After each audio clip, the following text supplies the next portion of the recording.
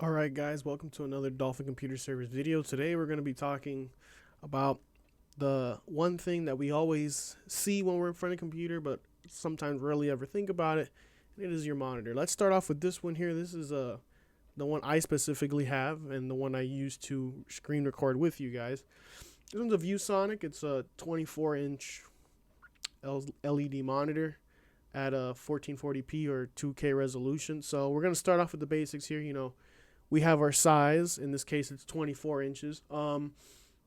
Depending on, what you're doing, how big your desk is, how you want to do things, what you're doing, and the orientation, depends on what monitor size, what size, what resolution, everything, basically depends on knowing what we need, what you are trying to achieve with the computer and what you're trying to do with the computer, because obviously someone that is editing videos is going to be in a different tier than someone just writing a Word document all day versus someone writing an Excel spreadsheet all day versus someone using it as a simulator machine. Depending on what you want and what you need to achieve depends on the monitor or monitors you need to get. So I'm starting off with this one because it's the one I have the most, experience with. And some good companies are ViewSonic, like this one, and another few good companies are Dell, HP, LG, Samsung, and BenQ. I've always had good reputations and good use cases out of those companies. There's a bunch of other companies out there that make monitors, but those are just, my opinion, good companies that I would recommend to my customers. And again, I'm not sponsored in any way, shape, or form. I'm not compensated for doing this. This is just something I believe is good for you, because it's good for me because I've used it and I haven't had any complaints. So with this particular one, this is a 2K monitor. It says 1440p, and the common name is called a 2K. We'll get to resolutions in a minute here. So one of the things that monitors usually have is, are you going to be using it in the day, or are you going to be using it in the night? Excuse me here. Basically, each monitor is suited differently for different things, just like your TV. Some TVs look better when there's a little bit of light in the room versus when it's completely dark, and vice versa. So one of the key things is you want to see, am I going to be in a bright office all day, or am I going to be in a studio, basically in the dark most of the time.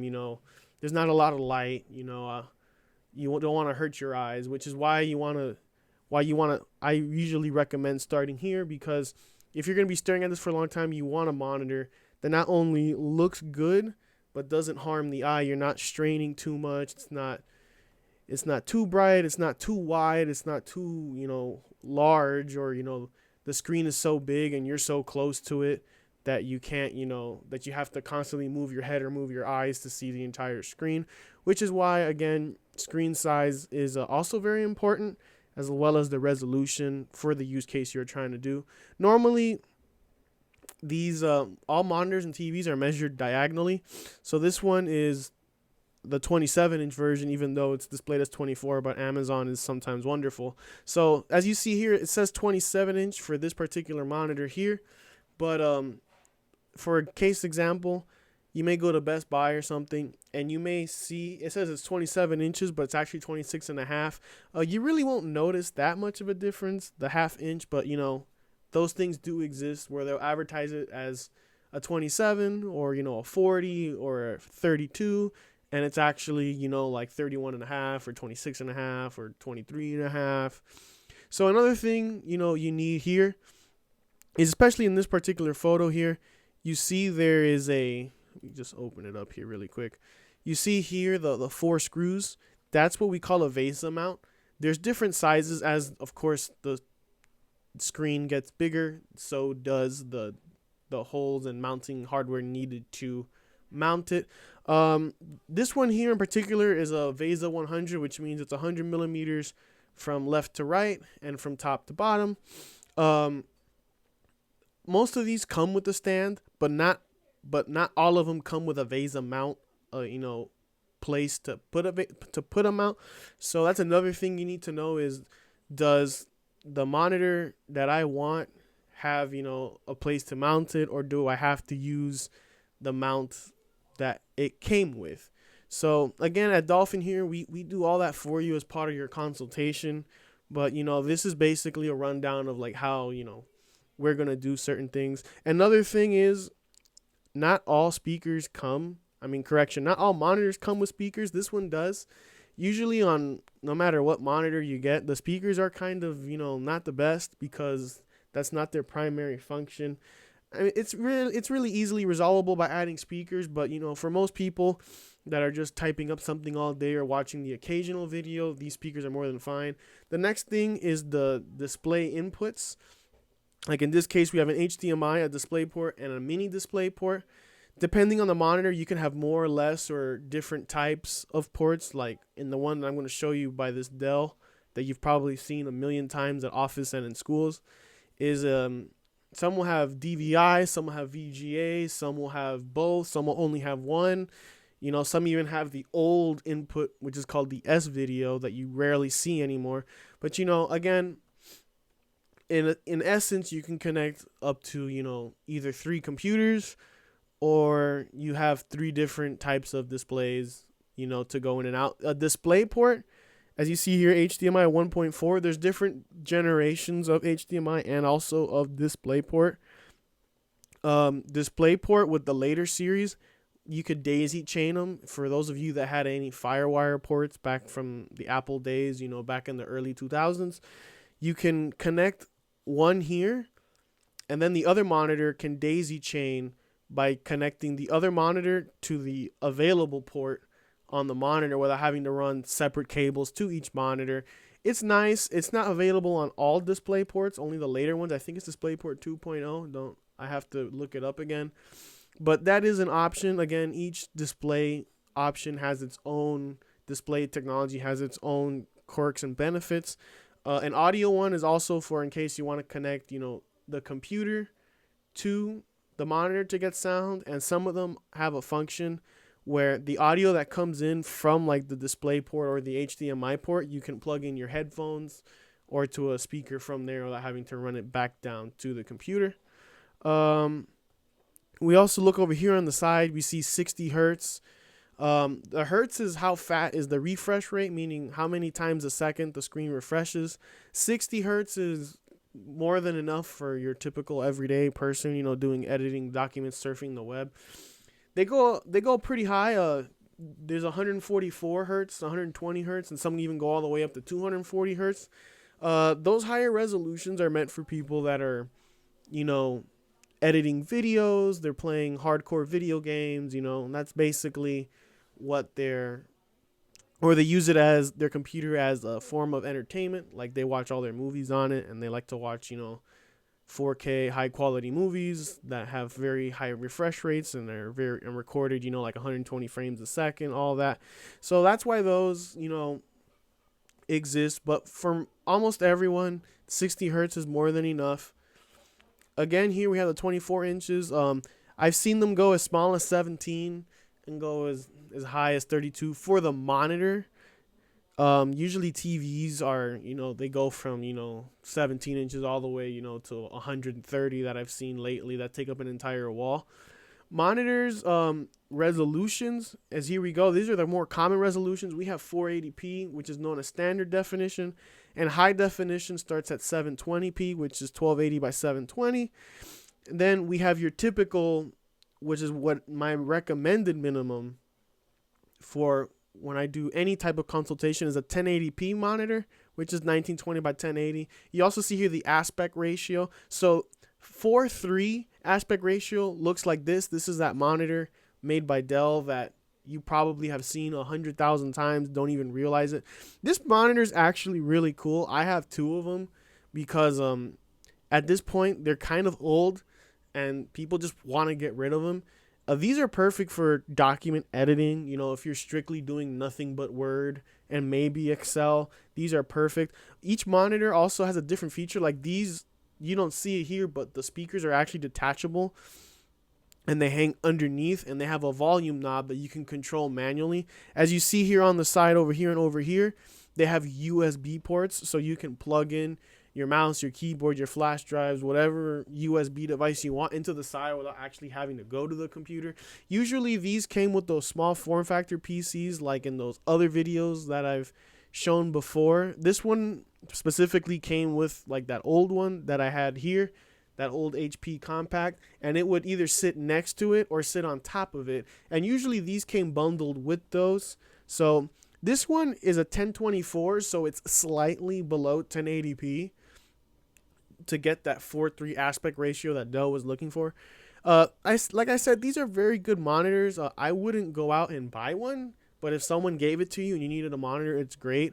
These only have two inputs, which is a VGA and a DVI. A DVI is kind of like an HDMI that's just bigger and it looks different, but you can get the same resolutions out of it. DVI is really no longer used anymore, but you can still find it on some new monitors, and you can still get up to, I think, 4K out of it, depending on the type of DVI you use. DVI is also generally doesn't have sound, and hence its acronym, a display video interface. So again, it's HDMI and DisplayPort will have sound, but DVI is a hit or miss, again, depending on what technology version of the DVI you're using. But again, you've probably seen these all over the place, don't even realize it. These are very good monitors.